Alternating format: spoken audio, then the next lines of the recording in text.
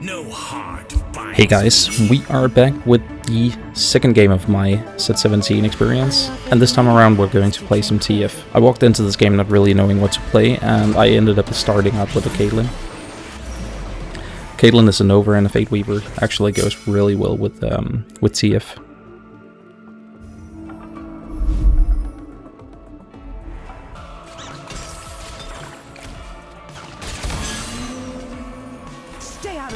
As you see in the second shop, I do get a pair of Aatroxes.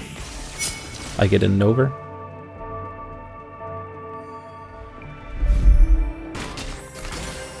Here on the second round, we actually do end up with a TF and actually a duplicate of it. So you will see me buying it. But the thing that actually made the choice this game was getting another pair.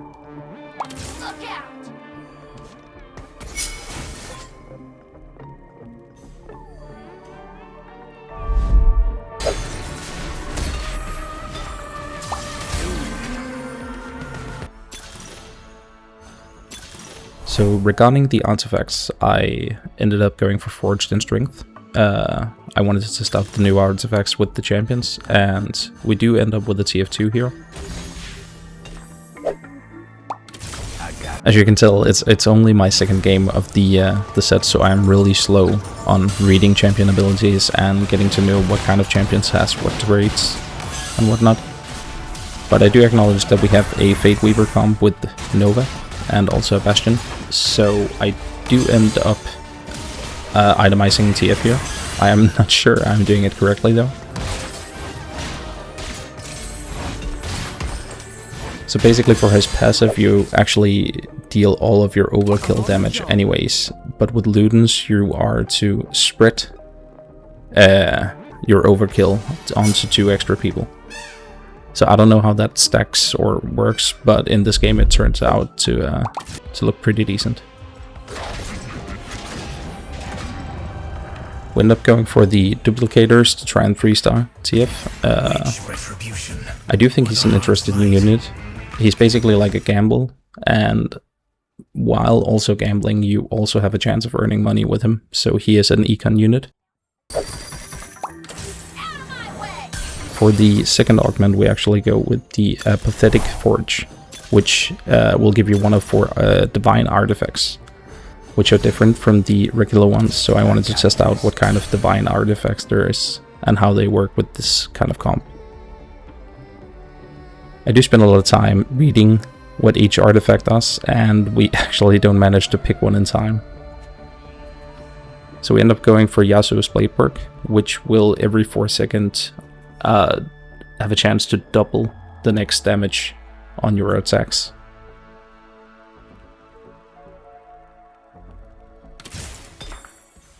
So we do put it on Caitlyn for now. Caitlyn basically has an ability where every third attack she will deal extra damage. Which means if they overlap, in theory, she should do a lot of damage, but it didn't really seem like it this game.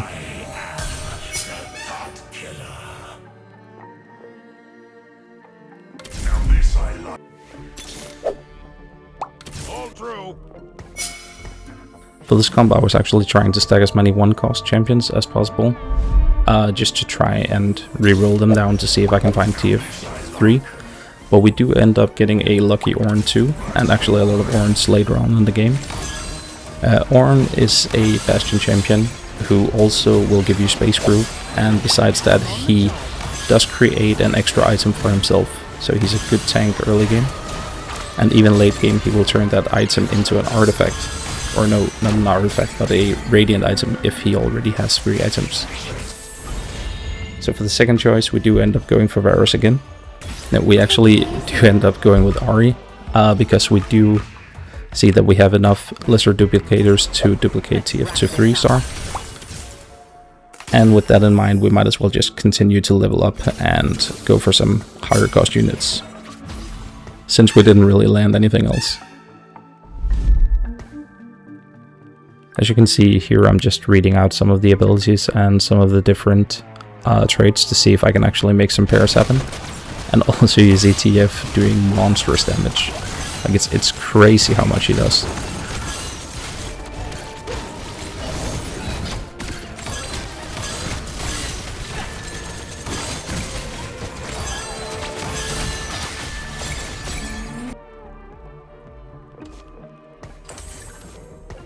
I got this.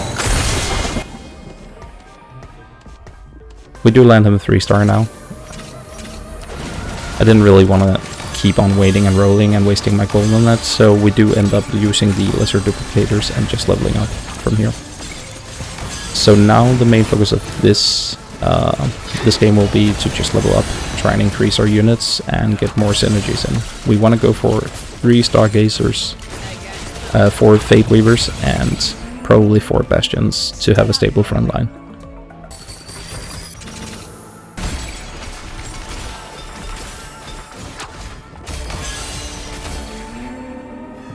Against any weapon, any army, anyone, I remain unmatched. Need me to hold back? So here we place an Orn, who adds in space groove. And also we want to itemize him since he is a bastion and has the ability to give himself an extra item.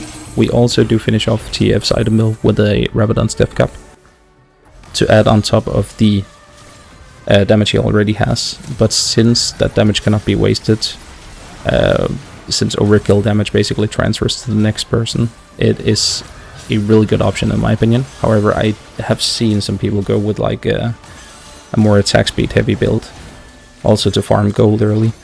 He's a unit where you can fast 9 for sure.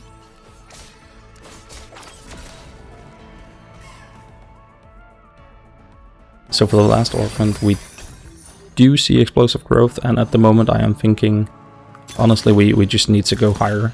We need to find more units, and we need to find upgrades of those units and probably some items for them.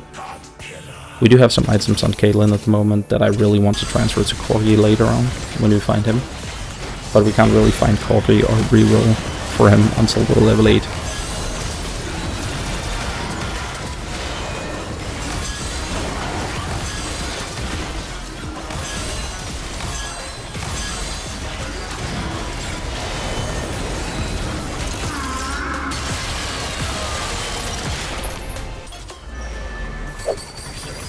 So now that we're below 40 HP, we do get the extra 3 artifacts that we got from the Prismatic Augment at first.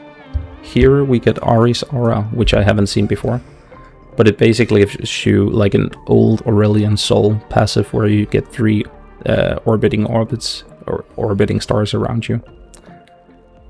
And we get Trinity Force, as people basically know, is just a bunch of stats, and we get Evelyn's Instinct, which is primarily for assassin type champs, I think, but I don't really have one on my team right now, so I do believe I place it on Jax. Yeah. The Trinity Force probably shouldn't have gone on Caitlyn, it should have gone on Jax or something as well. And I think I will switch that up later on.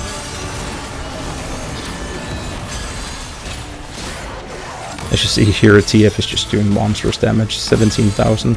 It's insane. Like he's critting for 2,000 and transferring 1,700 damage to the next person. We do go for the rerolls here, since I know that I will be level 8 pretty soon, and we do want to see if we can hit that Corgi.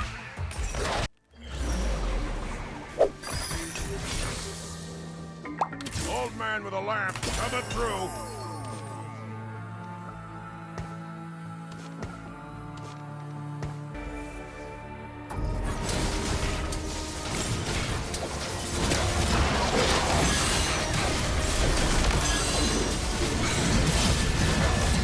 So at the moment we're missing the last fateweaver, which is Corgi, and in theory we want to be level 9 to actually get him in. But I do believe we're going to roll a bit here to try and see if we can find him, and if not, then I might just go level 9 after the PvE round and see if we can get hit our units there. I would like to transfer out Puppy, who is a 1 cost, with something like Rammus or even Shen, who is a 4 or 5 cost bastion option.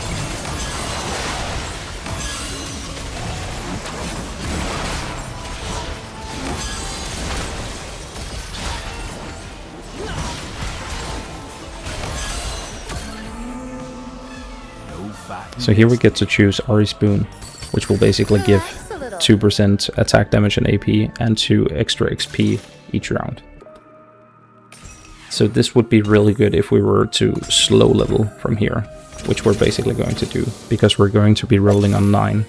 So Ari Spoon basically gives us an option to go level 10, but still spend a lot of gold to actually be strong right now. I accidentally put our Even Shroud on Nunu here. Even though he is a frontline and a good option with Stargazer, he doesn't really have a synergy at the moment, so we're going to place it on Poppy for now, because I know I will be replacing her once I actually get Rammus. And I do have a Rammus in the shop at the moment, I just didn't see it. As mentioned, this is just my second game of the set, so I am not used to the champions at the moment. I even think I put him in my planner, but I didn't put the notifications on the planner.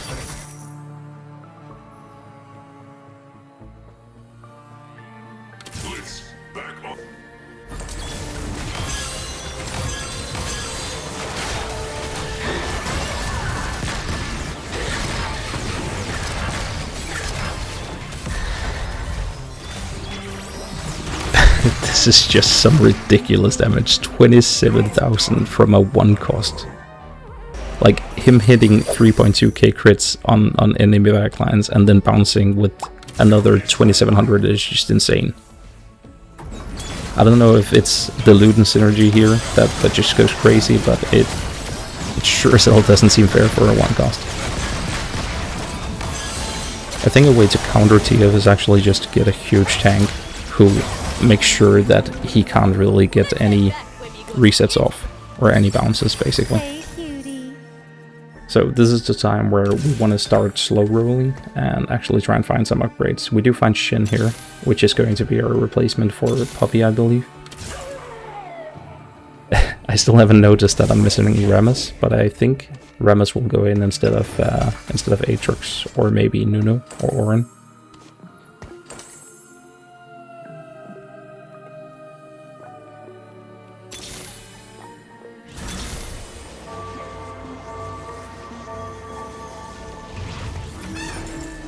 Yeah, so here I actually see Rammus, and I figured, damn, I'm missing this one.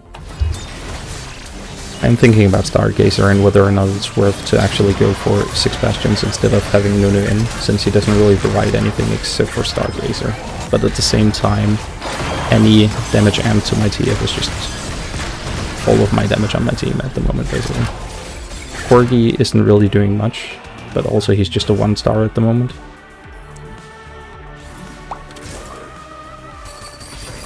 Here I actually do believe I was thinking, okay, maybe I could hit a 3-star 5 cost. So I do consider going for something that the other players don't have.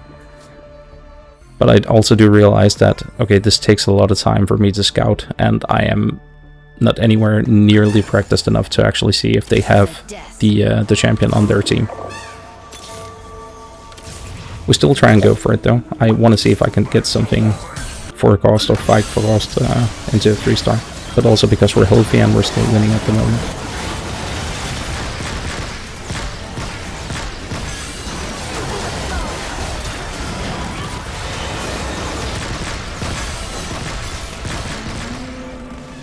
Against any weapon, any arm.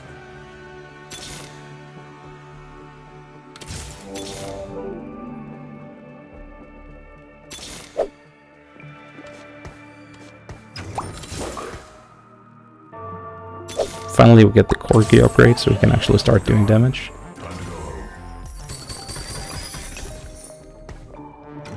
And now the actual roll down begins. It's about to be the end of the game. I still want to be above 50 gold, but I also want to see if I can transfer or shift some of my board and actually get some upgrades here. So I do put in Rammus over Aatrox. I do lose Nova for it, but at the same time I get a much higher value unit.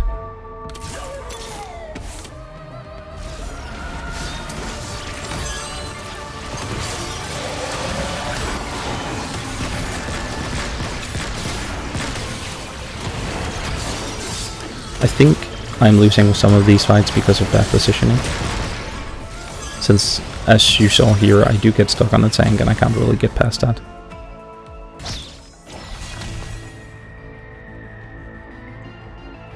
But let's see if we can hit anything to actually try and save this game. Here we go! Let's get in there and block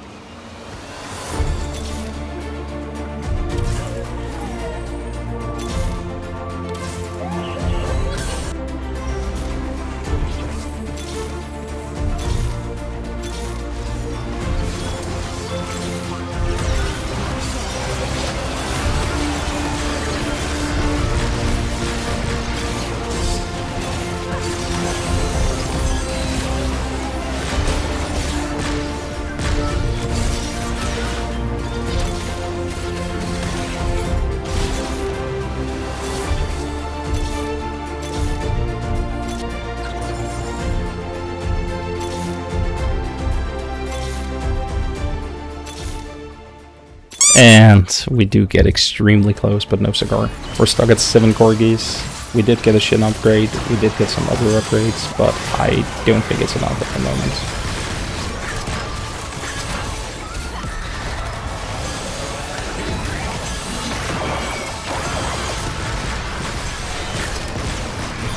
Luckily we managed to win an extra one, but I do think the next opponent we're going up against is just way too strong. I think if I were to improve something this game, it would be my itemization and better knowledge on who to actually put items on, and maybe also I should have scouted for the last couple of rounds. But yeah, we learn and get better.